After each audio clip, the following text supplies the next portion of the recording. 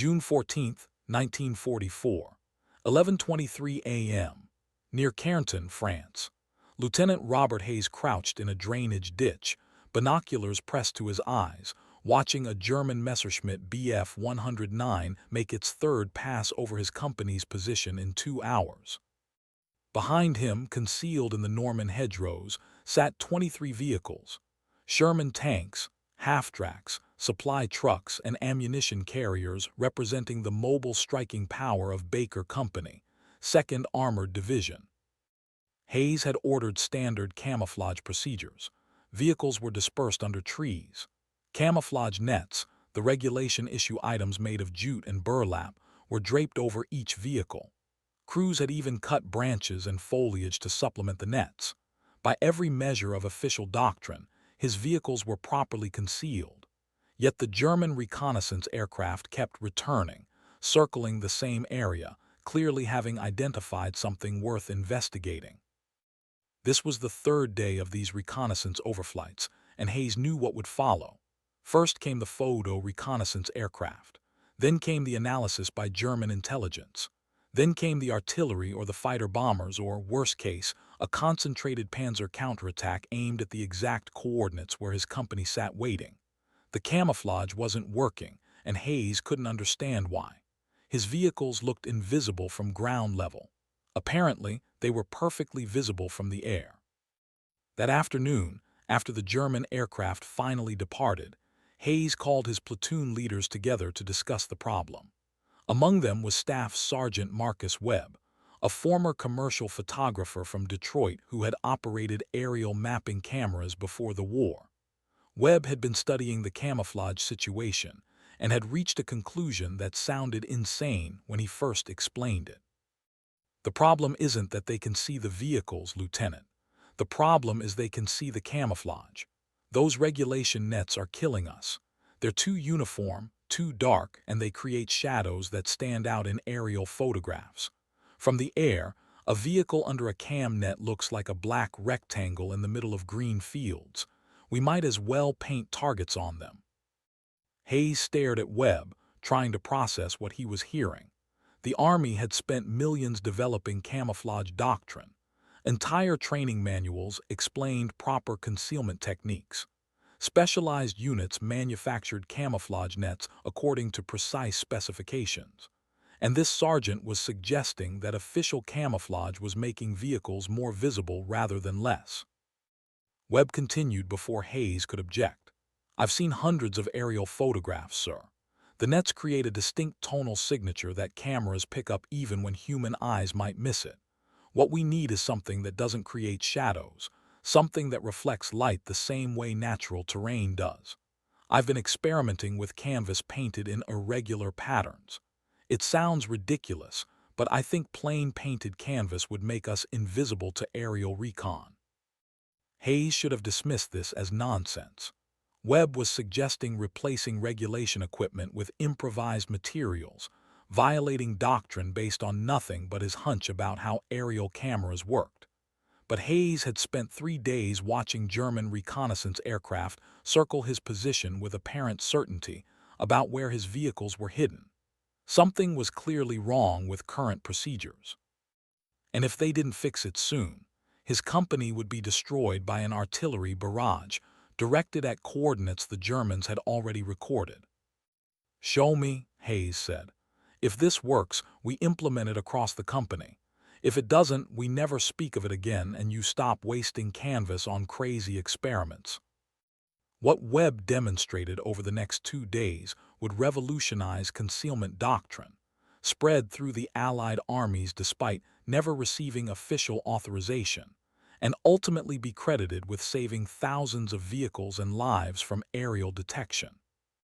The ridiculous canvas fix would prove more effective than any official camouflage system developed during the war, discovered not by experts in laboratories, but by a sergeant with a camera background who understood how film saw the world differently than human eyes. The story of effective camouflage begins with understanding what aerial reconnaissance actually detected. In 1944, both German and Allied air forces relied primarily on photographic reconnaissance rather than visual observation.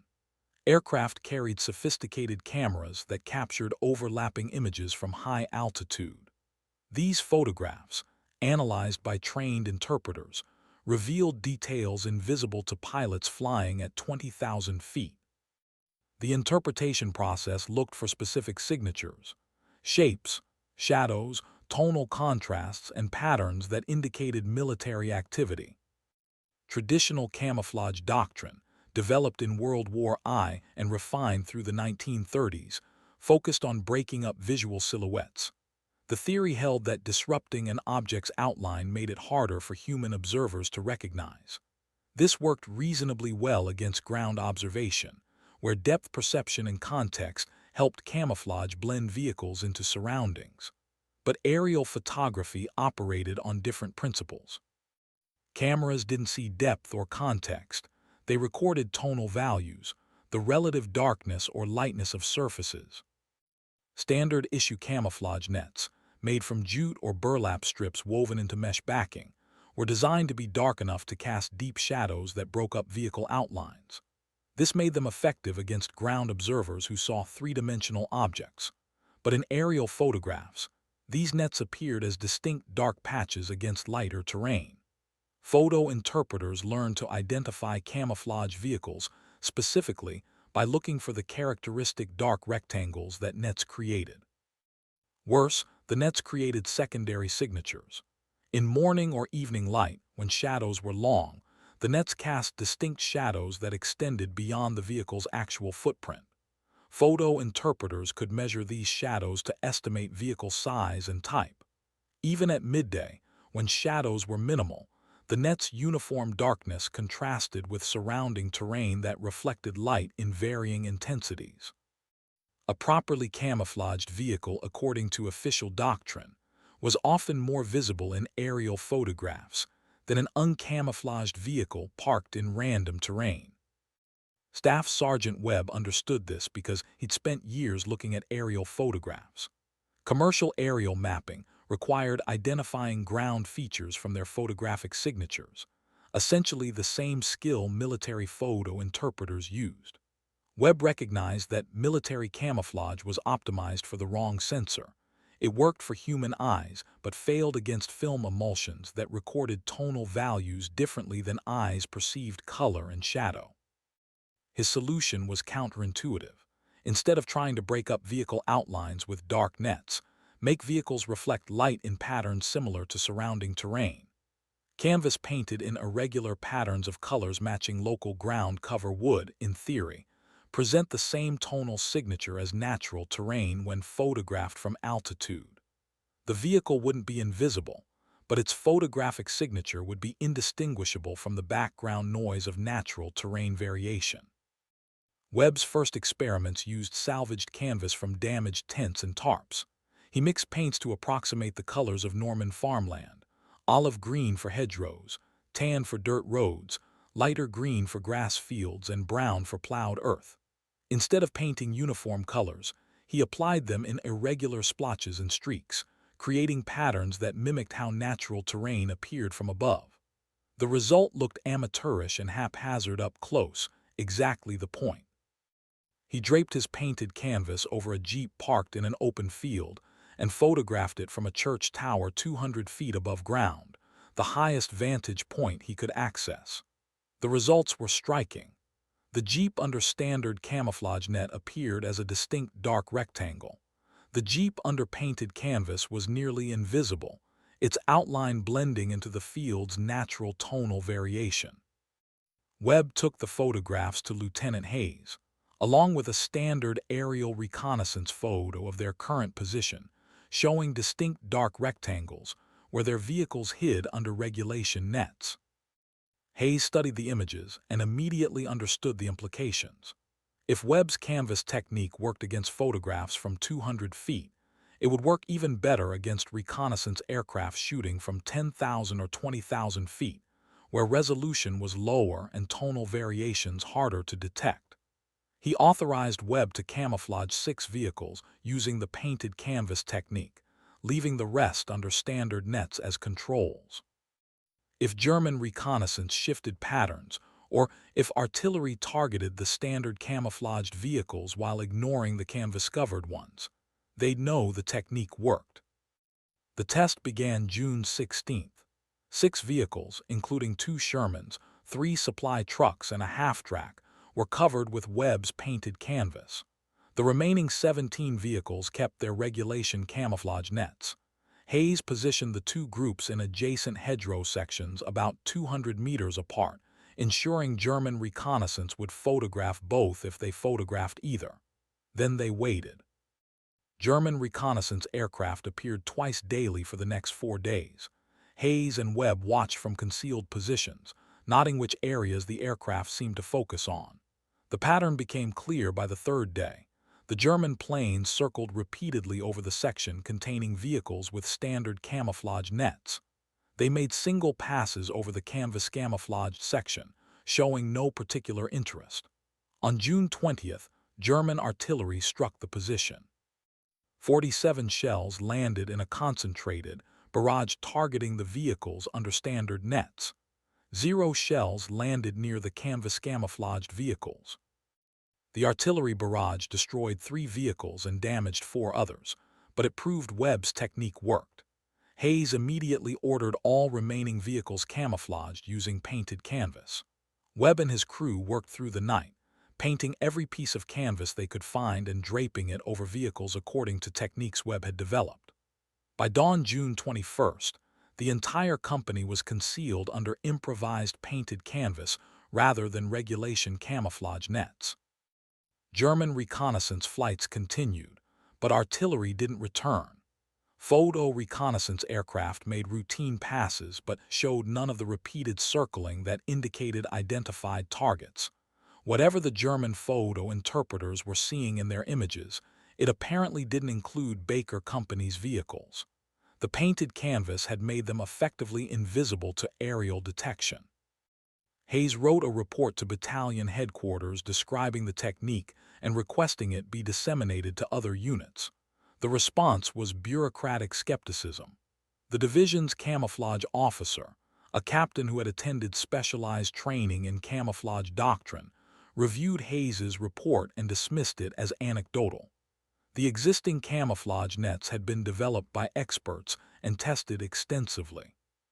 The idea that painted canvas improvised by a sergeant was superior to regulation equipment seemed absurd. But Hayes's company continued avoiding aerial detection, while adjacent units under standard camouflage suffered regular artillery strikes. Other company commanders noticed and began asking questions. Webb demonstrated his technique, explaining the principles of tonal matching and how aerial cameras saw differently than human eyes. Within 2 weeks, most of the 2nd Armored Division was using variants of Webb's painted canvas method, despite it remaining unauthorized and unofficial. The technique spread through the informal networks that characterized American military innovation. Soldiers rotated between units, carrying knowledge of what worked. Supply sergeants shared solutions to common problems. Officers visiting other units observed what their peers were doing and adopted successful innovations. By July 1944, painted canvas camouflage was common throughout 1st Army despite never appearing in official doctrine or training materials. The British, operating alongside American units in Normandy, noticed that German reconnaissance seemed to target British positions more frequently than American ones. British intelligence officers, investigating the discrepancy, discovered the American painted canvas technique. They conducted their own tests using RAF reconnaissance photographs and confirmed that painted canvas created significantly less distinctive signatures than standard camouflage nets. By August 1944, British armored units were adopting similar methods. The Germans, ironically, never understood why their photo reconnaissance became less effective against Allied vehicles in July and August 1944. German photo interpreters noted a decline in identifiable targets, but attributed it to improved Allied use of terrain and natural cover, rather than recognizing a systematic change in camouflage techniques. Captured Allied vehicles examined by German intelligence still carried regulation camouflage nets, suggesting Germans never encountered or recognized the painted canvas that was actually protecting vehicles in the field. The effectiveness of painted canvas varied with terrain and lighting conditions. In Norman hedgerow country, where fields and vegetation created complex tonal patterns, painted canvas was extraordinarily effective. In open desert terrain, where natural variation was minimal, the technique was less successful because any object stood out against uniform sand. The optimal application required painters to study local terrain from elevated positions and match paint patterns to what aerial observers would see. This led to specialized techniques developing within units. Some companies assigned soldiers to climb trees or buildings before camouflaging vehicles, photographing the surrounding terrain to guide paint application. Others used captured German reconnaissance photographs to understand what signatures photo interpreters looked for, then designed their camouflage to avoid those signatures. The technique evolved from Webb's initial experiments into increasingly sophisticated understanding of how to defeat photographic detection. The paint colors required were surprisingly specific. Standard army paint, designed for durability and weather resistance, reflected light differently than natural terrain. Soldiers learned to mix paints to match not how terrain looked to their eyes, but how it appeared in photographs. This sometimes meant using colors that seemed wrong visually but photographed correctly. Olive drab paint, standard for vehicles, was too uniform and dark for most terrain. Better results came from mixing olive drab with tan, white, and various browns to create lighter, more varied tones. Canvas selection also mattered. Thick, heavy canvas created shadows at edges that photo interpreters could detect. Lighter canvas, draped loosely rather than stretched tight, created softer edges that blended better with terrain. Some units used parachute silk, much lighter than canvas, achieving excellent results in still conditions though wind made it impractical for long-term camouflage. The optimal material balanced weight, durability, paint adhesion, and how it draped over vehicles. Application techniques developed through trial and error. Simply throwing painted canvas over a vehicle created distinct geometric shapes that remained detectable. Better practice involved draping canvas irregularly, allowing folds and wrinkles that broke up straight edges. Some units added three-dimensional elements, attaching branches, grass, or other natural materials to painted canvas to create texture that disguised vehicle shapes even further. By September 1944, as Allied forces advanced across France, the painted canvas technique had evolved into sophisticated camouflage systems. Some units maintained libraries of pre-painted canvas in patterns matching different terrain types: agricultural areas, forests, urban rubble, industrial zones. When vehicles moved to new terrain, crews would swap canvas to match the new environment. This flexibility exceeded what standard camouflage nets could achieve. The Ordnance Department finally acknowledged the technique in a technical bulletin issued in October 1944. The bulletin didn't mandate replacing camouflage nets, but noted that field-expedient painted canvas has proven effective for concealment against aerial photographic reconnaissance in European terrain. It provided general guidance on paint mixing and application, but stopped short of standardizing the technique, reflecting institutional reluctance to admit that improvised solutions were superior to regulation equipment. Some commanders opposed the painted canvas technique despite its demonstrated effectiveness. They argued it violated regulations, wasted materials needed for other purposes, and created supply complications since paints had to be requisitioned outside normal channels. These objections rarely prevailed when units using painted canvas suffered fewer casualties from artillery and air attack than units adhering to standard camouflage procedures. Results trumped regulations. The technique's effectiveness was quantified in after-action reports from units that tracked losses before and after adoption. The 3rd Armored Division reported a 73% reduction in vehicle losses to artillery between June and September 1944, attributing the improvement primarily to better camouflage. The 4th Infantry Division noted that German air attacks against their motor pools declined from 12 incidents in June to 3 in August despite operating in more exposed positions. Similar patterns appeared across units that adopted painted canvas camouflage. Individual soldiers took pride in their camouflage work, developing signature styles and competing informally to create the most effective concealment.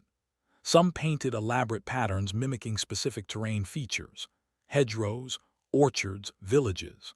Others focused on disrupting vehicle outlines with abstract patterns that broke up recognizable shapes. The artistic quality varied enormously, but effectiveness depended on photographic signature rather than aesthetic appeal. Training for painted canvas camouflage was entirely informal. Veterans taught new arrivals, demonstrating paint mixing and application techniques. Some units created reference photographs showing effective camouflage examples and common mistakes. This grassroots training network operated faster and more effectively than formal instruction could have, adapting constantly as soldiers learned what worked through daily experience with aerial reconnaissance. The technique had limitations and failure modes. Rain washed out some paints, requiring reapplication after storms. Wind could tear light canvas, exposing vehicles underneath. Crews parking vehicles carelessly could create track marks, debris patterns, or crushed vegetation that revealed positions regardless of how well vehicles were camouflaged. Effective concealment required discipline and attention to detail that some units maintained better than others. Aerial reconnaissance wasn't the only detection method. German ground observers, forward artillery observers, and listening posts could identify positions through sound, movement, or other signatures unaffected by camouflage. The painted canvas technique specifically defeated photographic reconnaissance, which was crucial but not the only threat. Units still needed tactical discipline to avoid revealing positions through careless activity. By December 1944, painted canvas camouflage was standard practice in most American units in Europe, despite remaining technically unauthorized. Supply systems adapted, with quartermaster companies stocking paints and canvas specifically for camouflage purposes, though this never appeared in official requisition categories. The technique had become institutionalized through practice, even as regulations ignored it. The Battle of the Bulge in December 1944 provided a severe test. German forces, attacking in weather that grounded Allied reconnaissance aircraft, relied heavily on ground observation and artillery rather than aerial photo reconnaissance. In these conditions, painted canvas camouflage provided less advantage since German observers could see vehicle positions directly when close enough. But when weather cleared and Allied air superiority resumed, the camouflaged Allied vehicles remained difficult for German reconnaissance to locate, while German vehicles, lacking equivalent concealment, were easily photographed and targeted. Post-war analysis by Army intelligence confirmed what soldiers had learned through experience. Comparative studies using Allied and German reconnaissance photographs showed that vehicles under painted canvas camouflage appeared in approximately 23% of photographs where they were present, compared to 71% detection rate for vehicles under standard camouflage nets. This threefold reduction in detection rate translated directly to reduced casualties from artillery and air attack directed by aerial reconnaissance. The Germans had experimented with similar concepts but never implemented them systematically. Some German units used painted tarps or sheets, but widespread adoption was prevented by resource shortages and institutional resistance to field expedients. German camouflage doctrine remained focused on nets and natural materials, which worked adequately when German forces operated defensively in prepared positions, but proved ineffective for mobile operations where rapid camouflage was essential. Staff Sergeant Marcus Webb, whose experiments began the painted canvas revolution, received a Bronze Star for his innovation, though the citation carefully avoided mentioning that his technique contradicted official doctrine. Webb survived the war and returned to Detroit, where he resumed his photography career. In a 1983 interview for a military history project, he reflected on the experience. "I wasn't trying to revolutionize anything. I just knew how cameras worked and realized the Army's camouflage was designed for eyes, not film. It seemed obvious once you thought about it. The crazy part was how long it took for anyone to think about it." The painted canvas technique influenced post-war camouflage development. The Army's post-war camouflage manual, revised based on lessons from Europe and the Pacific, emphasized tonal matching and photographic signature rather than just visual disruption. Modern military camouflage, from vehicle paint schemes to camouflage uniforms, incorporates principles that Webb's experiments demonstrated. Effectiveness depends on matching the sensor's detection mechanism rather than simply trying to hide from human eyes. The technique's broader lesson was about the value of understanding your enemy's capabilities. Webb succeeded because he understood how aerial cameras worked and designed camouflage specifically to defeat that detection method. Official doctrine had developed camouflage against human visual observation, then assumed it would work against photographic reconnaissance. This assumption proved wrong, and only soldiers with direct experience of both camouflage and aerial photography recognized the problem and developed solutions. Modern camouflage faces similar challenges with different sensors.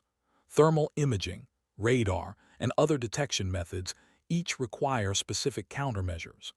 The principle remains what Webb demonstrated in 1944. Effective camouflage must be designed against the actual detection method, not against assumed threats. Understanding how sensors work is as important as understanding how to hide from them. The painted canvas technique also demonstrated how bottom-up innovation could outperform top-down development. Webb's experiments took days and used materials at hand.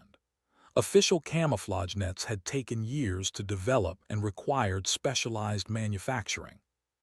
The improvised solution proved superior because it was designed by someone who understood the problem intimately and could test solutions immediately, while official development was constrained by bureaucracy and removed from practical application. This pattern repeated throughout World War II. Soldiers facing immediate problems developed practical solutions faster than institutional development processes. The painted canvas camouflage joined the bazooka standoff modification, Sherman hedge cutters, and countless other field expedients that proved more effective than regulation equipment. The common thread was soldiers with technical knowledge applying that knowledge to tactical problems and sharing solutions through informal networks. The resistance from official channels was also characteristic. Camouflage officers trained in official doctrine dismissed painted canvas as amateurish. Supply officers complained about unauthorized requisitions. Commanders worried about regulations. These objections only faded when results became undeniable. Units using painted canvas suffered fewer casualties. Combat effectiveness ultimately overrode institutional preferences. By war's end in May 1945, painted canvas camouflage was ubiquitous in American and British forces in Europe. German units captured in the war's final weeks reported that Allied vehicles seemed to disappear between reconnaissance flights, appearing in one location, then vanishing when ground forces arrived to attack. This wasn't due to superior mobility, but to camouflage that defeated the aerial photography directing German operations. The technique never fully replaced official camouflage nets, which remained in supply systems and continued being issued to units. Many units maintained both, regulation nets for situations where they might be inspected by rear area officers unfamiliar with field conditions, and painted canvas for actual operational use. This dual system reflected the gap between doctrine and practice that characterized many aspects of military operations. Post-war, the painted canvas technique gradually became codified in official doctrine, though usually without acknowledging its origins in field improvisation. Manuals described painted tarpaulin camouflage as if it were an officially developed technique rather than something that had emerged from soldiers violating regulations. Staff Sergeant Webb's contribution was largely forgotten outside unit histories and veteran accounts. Modern military camouflage incorporates patterns specifically designed to defeat photographic and sensor detection.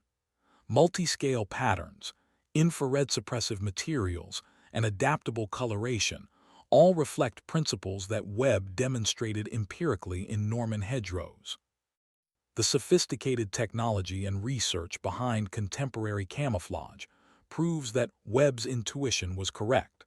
Effective concealment requires understanding and defeating specific detection methods rather than trying to hide from generalized observation. The ridiculous canvas fix that sounded absurd when Webb first proposed it proved to be one of the most effective tactical innovations of the European campaign. It didn't win battles directly, but it kept vehicles from being destroyed before battles began. It allowed Allied forces to concentrate armor without being detected and targeted by German artillery. It reduced casualties and preserved combat power. A simple concept, painted canvas draped over vehicles, implemented by soldiers who understood photography better than military doctrine, saved thousands of lives and vehicles through one summer and fall in France. Lieutenant Robert Hayes, who had the wisdom to listen when a sergeant proposed something that contradicted official doctrine, ended the war as a captain commanding a tank battalion. In his memoirs, he wrote, "The Army taught us to follow regulations and trust official equipment. Combat taught us to ignore regulations when they didn't work and trust soldiers who understood problems better than headquarters did." Webb's canvas camouflage violated every rule of proper procedure. It also worked better than anything the experts had developed. That taught me more about leadership than any manual. The story of painted canvas camouflage is ultimately about observation, understanding, and adaptation. Webb observed that official camouflage wasn't working. He understood why, because his civilian experience had taught him how aerial cameras differed from human eyes. He adapted, creating a solution that addressed the actual problem rather than the assumed problem. And he shared his solution, teaching others and allowing the technique to spread through armies faster than official channels could have propagated it. In history class, we learned that the Industrial Revolution changed the way people worked and lived.